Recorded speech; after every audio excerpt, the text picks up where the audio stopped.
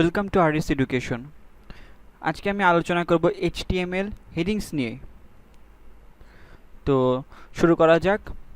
প্রথমে আমি আগে ভিডিওতে দেখিয়েছিলাম যে কিভাবে আমাদের এইচটিএমএল এলিমেন্টগুলো নিয়ে কিভাবে কাজ করতে হয়। ডক টাইপ এইচটিএমএল কি, এইচটিএমএল হেড কি, এইচটিএমএল টাইটেল কি, বডি ট্যাগ কি।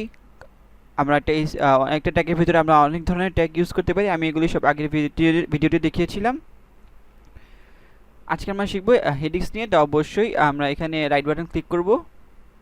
রাইট বাটন ক্লিক করার পরে ওপেন উইথ সাবলাইম টেক্সট। তো আমাদের আগে যা যা লেখা ছিল সেটা এখানেই আছে। তো আমরা হেডিংস নিয়ে আলোচনা করবো, তাই আমি এই পি ট্যাগটা কেটে দিলাম। হেডিংস আছে 6 ধরনের। H1 হচ্ছে বেশি বড়, তারপর H2, তারপর H3, H4, H5, H6।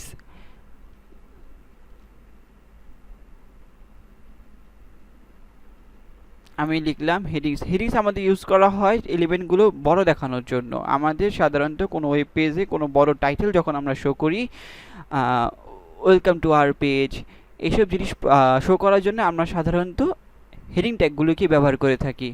কোনো টেক্সট কিন্তু আমরা সাধারণত হেডিং ট্যাগ করি না, আর এটা করা উচিত না। কোনো একটা টেক্সট, নর্মাল একটা টেক্সট যদি লেখে, কোনো একটা নিউজ চ্যানেল যদি কোনো একটা নিউজ লেখে, এটার ভিতরে যদি একটা হেডিং ট্যাগ ইউজ করে ফেলে তাহলে এটা বাজে লাগে দেখতে। আমরা সাধারণত কোনো একটা খবরের মধ্যে যদি আমরা বড় টাইটেল দেখি, সেই টাইটেলটার ভিতরে আমরা এইচটা ইউজ করি। সেই জন্য আমাদের এইচ ট্যাগটা দরকার। বলতে গেলে হেডিংস যেটাকে আমি বলতেছি, আমি দেখাই H1 থেকে শুরু করি।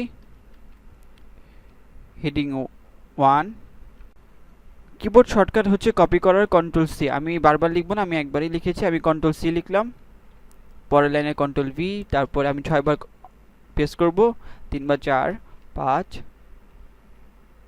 6 বার হয়ে গেছে, 1 2 3 4 5, সরি আরেকবার বাকি 6। এখন আমি লিখলাম 2, যেহেতু হেডিং ট্যাগ 6 ধরনের, H1 থেকে নিয়ে H3 পর্যন্ত। এক এক ট্যাগের সাইজ এক এক রকম। আমি এখনই দেখবেন, এটা আমি দেখাচ্ছি।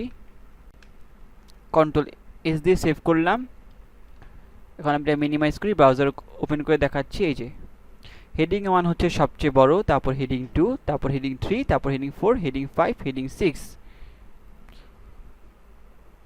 আমরা আমাদের সুবিধা মতো হেডিং ট্যাগগুলো ইউজ করি। আমি আবারও বলতেছি, কোনো টেক্সট অবশ্যই বোল্ড মানে বড় করার জন্য কেউ হেডিং ট্যাগটা কোনো টেক্সটের ভিতরে, কোনো প্যারাগ্রাফ ট্যাগের ভিতরে বা কোনো টেক্সটের ভিতরে কেউ ইউজ করবেন না। সাধারণত পেজের কোনো টাইটেল শো করার জন্য, কোনো একটা নিউজের টাইটেল শো করার জন্য সাধারণত আমরা হেডিং ট্যাগটা ইউজ করি। এটা যে যার ইচ্ছা মতো হেডিং ট্যাগটা ইউজ করবে। যেমন এটা আমার একটা ওয়েবসাইট, ধরলাম এটা আমার একটা ওয়েবসাইট, এটা আমার আমি এখানে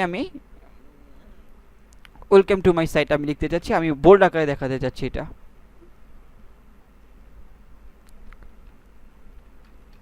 ওয়েলকাম টু মাই সাইট।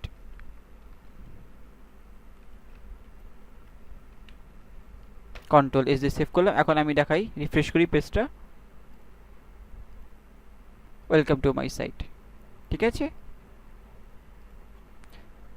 অনেক ধরনের এলিমেন্ট আছে, আমি চাইলে এটা সেন্টার করতে পারি। আমি দেখাচ্ছি কিভাবে সেন্টার করা যায়। এটা HTML এর সেন্টার ট্যাগ আছে, ওপেনিং এটাকে অ্যাঙ্কার ট্যাগ বলে, ঠিক আছে। আমি ওপেনিং অ্যাঙ্কার ট্যাগ দিলাম। ওপেন অ্যাঙ্কার ট্যাগের ভিতরে শুধু CEN লেখার সাথে সাথেই সেন্টার চলে আসছে। আমি এন্টার দিলাম, অটোমেটিক্যালি সেন্টার ট্যাগ চলে আসে। সেন্টার ট্যাগের মানে হচ্ছে যে কোনো একটা সেন্টার ট্যাগের ভিতরে আমি যাই লিখবো সেটা সেন্টারে শো করবে পেজের। আমি আপনাকে দেখাচ্ছি এখনই। আমি H1 লিখলাম, এন্টার দিলাম। আমার ক্লোজ অ্যাঙ্কার ট্যাগ লিখতে হবে না। আমি ওপেন অ্যাঙ্কার ট্যাগ H1 লেখার সাথে সাথে এন্টার দেবো, আমার ক্লোজ ট্যাগও চলে আসবে, আমার কষ্ট করে লিখতে হবে না। এখন আমি এখানে লিখলাম ওয়েলকাম টু মাই পেজ বা ওয়েলকাম টু মাই সাইট। এটা বাম সাইডে ছিল, এখন এটা সেন্টারে চলে আসবে। Ctrl+S দিয়ে সেভ করলাম, পেজটা রিফ্রেশ করি। এই যে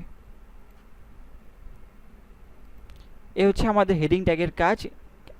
টাইটেলের ক্ষেত্রে হেডিং ট্যাগটা আমরা সবাই ইউজ করি, আর সেন্টারের সাহায্যে আমরা যে কোনো এলিমেন্টকে আমরা সেন্টারে নিয়ে আসি। পরবর্তীতে আমরা হেডিং ট্যাগ সম্পর্কে আরও বিস্তারিত জানবো, প্যারাগ্রাফ ট্যাগ সম্পর্কে জানবো, সেন্টার, আরও অনেক ধরনের ট্যাগ আছে HTML-এ, আমরা আস্তে আস্তে সব জানবো। সবাই ভালো থাকবেন। আমার ভিডিওটা যদি ভালো লেগে থাকে অবশ্যই চ্যানেলটি সাবস্ক্রাইব করবেন এবং অবশ্যই বেল আইকনটি প্রেস করে রাখবেন। আপনাদের কোনো কোশ্চেন থেকে থাকলে অবশ্যই কমেন্ট করে জানাবেন।